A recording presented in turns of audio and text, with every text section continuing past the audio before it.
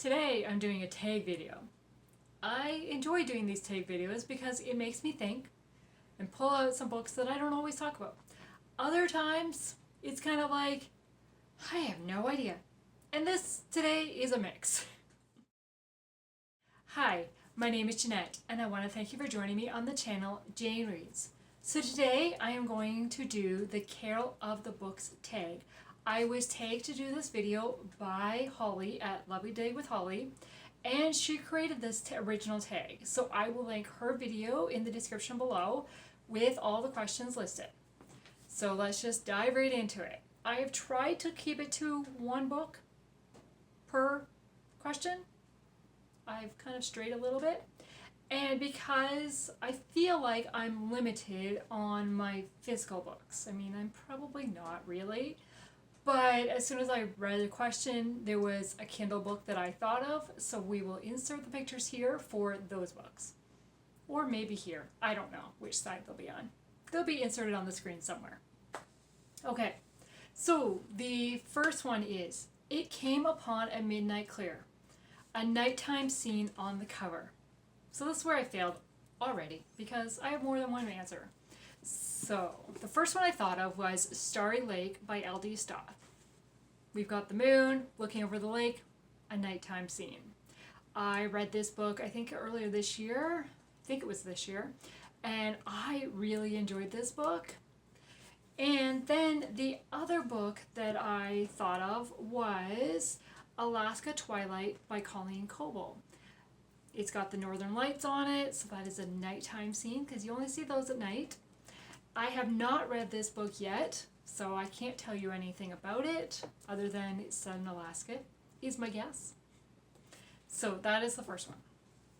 Okay, number 2 is O Little Town of Bethlehem, set in a small town. As soon as I thought of that, I thought of this series. Now, this is not all the books from the series. These are just the ones that I have read. I immediately thought of Hope Harbor by Irene Hannon. This is set in the town of Hope Harbor, Oregon.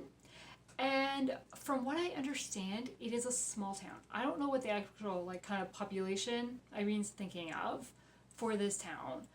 But it is one where everybody kind of knows everybody, or a lot of people know each other. So to me, that is a small town because you're constantly running into characters. So for the latest book I've read is book number 6, which is Starfish Pier. And in this one, there are scenes with characters from this book. So this is book 1. This is book number 6. As I said, I have not read all of them. There's currently 9 books out. So I have read 6. I have 3 on my to-be-read list. So book number 1 is Hope Harbor.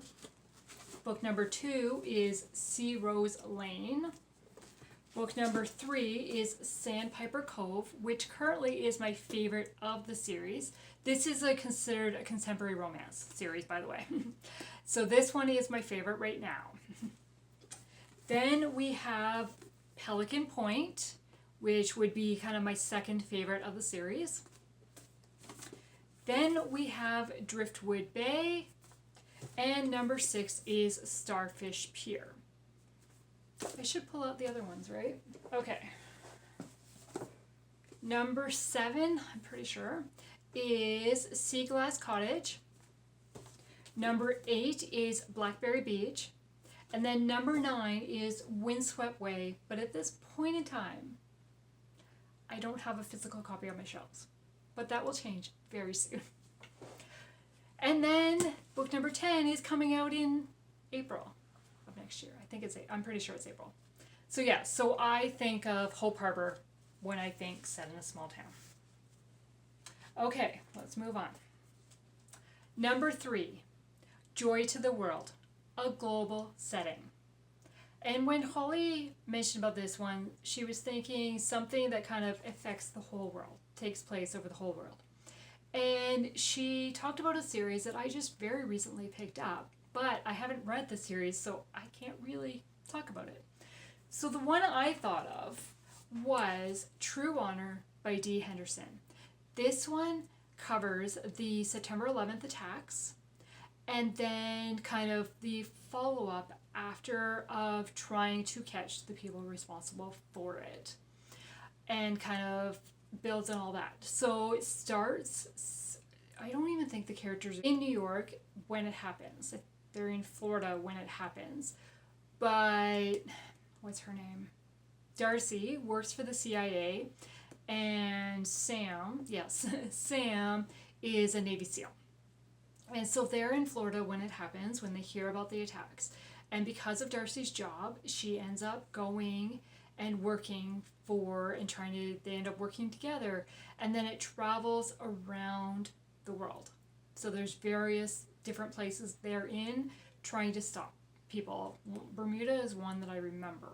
I can't remember where else they go. But this is the one I thought of because, yes, it affected America, but it really kind of affected the global world, right? Like everybody was thinking about what was happening, and it was kind of, you know, where were you when, right? So that is what I thought of. And I really enjoyed following this book. So, and I think the attack was handled very well and like not detailed. And so it didn't bring back like a ton, like it reminded me, but it wasn't like gruesome detail of that time in history. Okay, so then number 4, Silent Night, an element of silence in the story.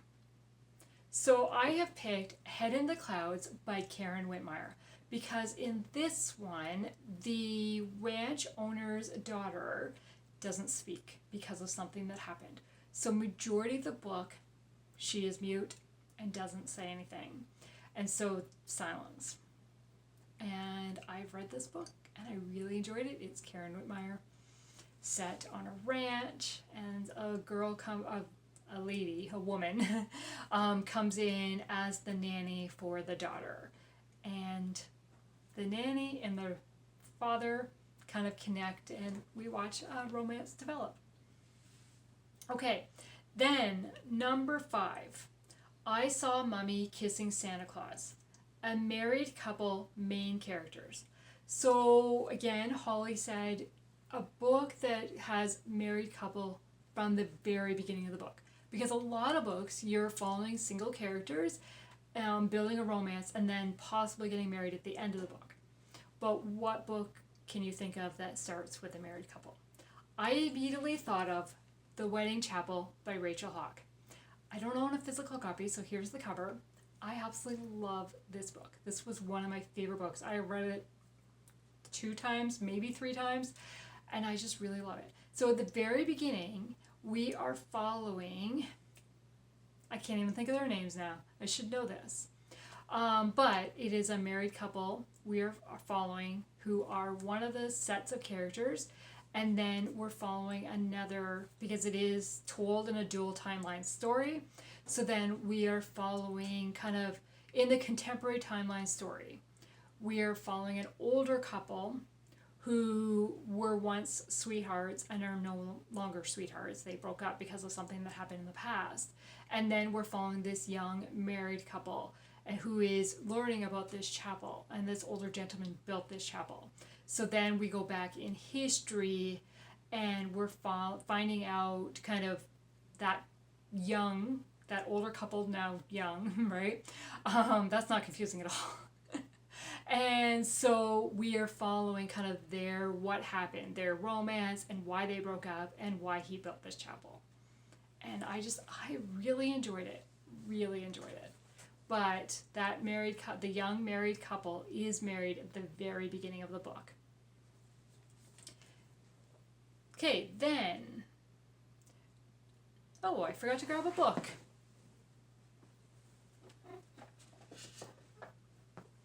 That was easy. Okay.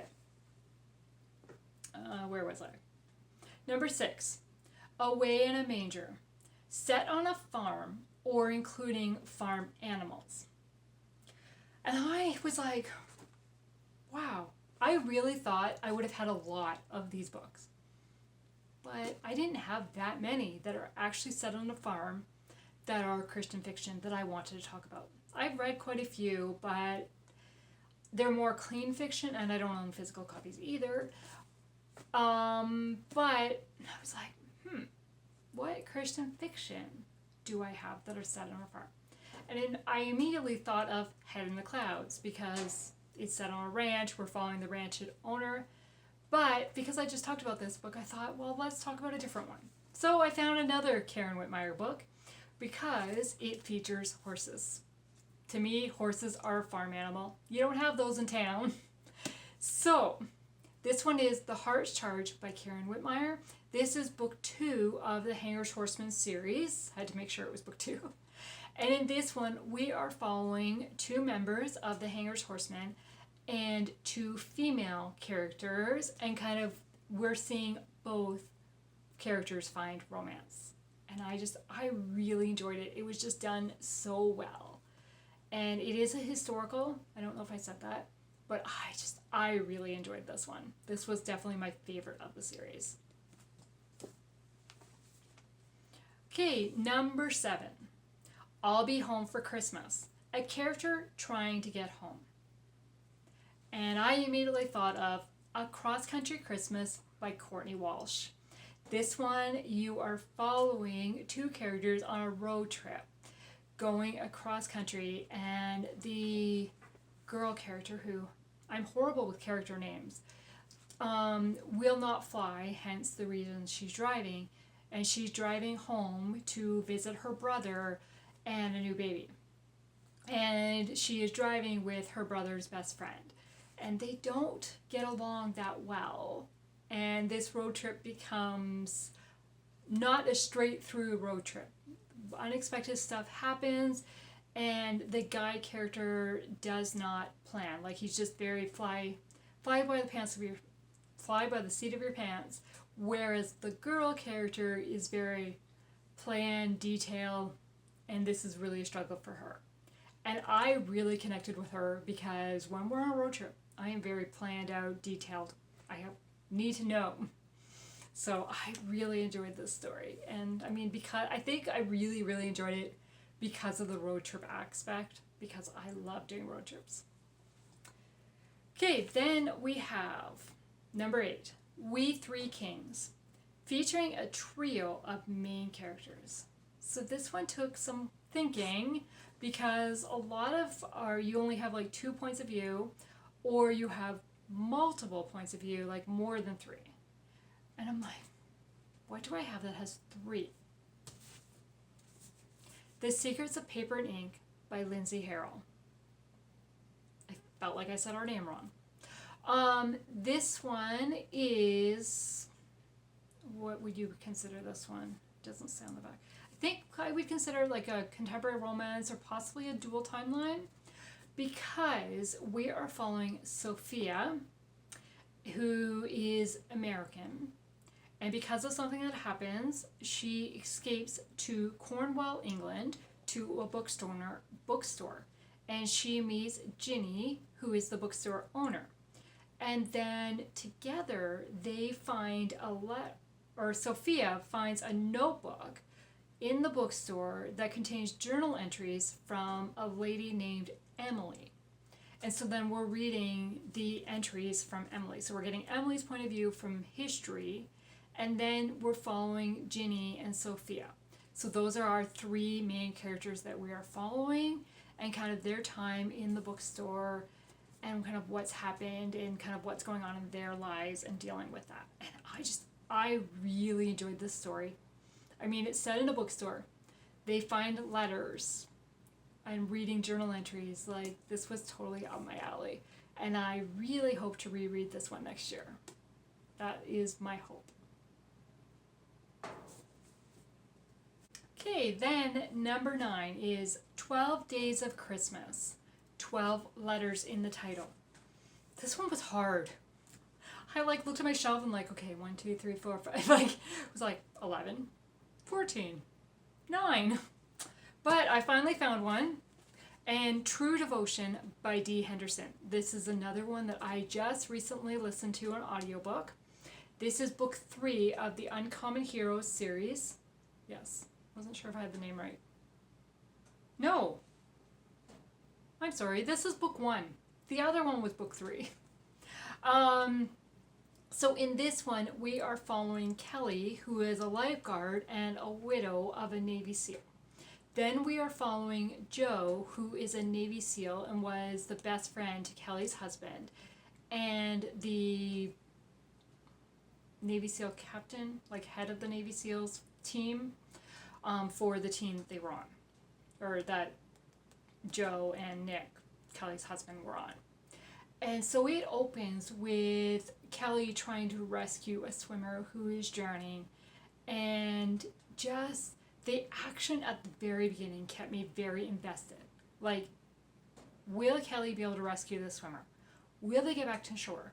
Then Kelly's like kind of fighting the waves and battles, and could she be in trouble? Can they, like, and then there's kind of more kind of building up kind of behind the scenes that she might survive this one situation, but there are other stuff happening to her that, is she going to survive? I don't know. I mean, I know, I've read this book. But yes, so I really enjoyed this one, and it was a great introduction to this Navy SEAL team that Joe leads, and then Sam, later from the other book, is part of that team. I really enjoyed this story, and it has 12 letters in the title. Okay, so then we have, where are we? Number 10, In the Bleak Midwinter, set in wintertime snow. I immediately thought of this book, Sunrise by Susan May Warren. I recently read this one in November. I will say I wasn't a fan, but it is set in Alaska in the winter, in a blizzard. Like, it was just like, as soon as I read this or heard this prompt, it was like, yep, this is the book. Now, there is another book that I have read that I actually really enjoyed that was set in Alaska in the wintertime, and it's Alaska Avalanche Escape by Darlene L. Turner. Pretty sure that's the name of the book. I borrowed it from a friend, so I don't have the physical copy, but that is one that is set in Alaska in the winter. Ton of snow. That is one I enjoyed. But I am not a fan of snow or winter.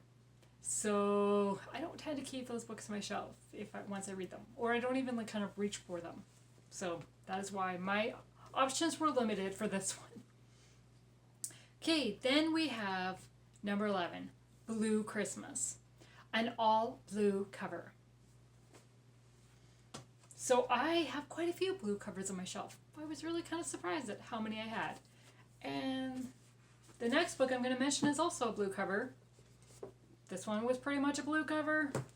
Like, a lot of the Hope Harbor ones are kind of blue covers, but One Final Breath by Lynn H. Blackburn. This is book 3 of the Dive Team Investigation series. I absolutely love this series. I have read this series twice, the whole way through, and I've given all 3 books 5 stars. I just love this series and this team.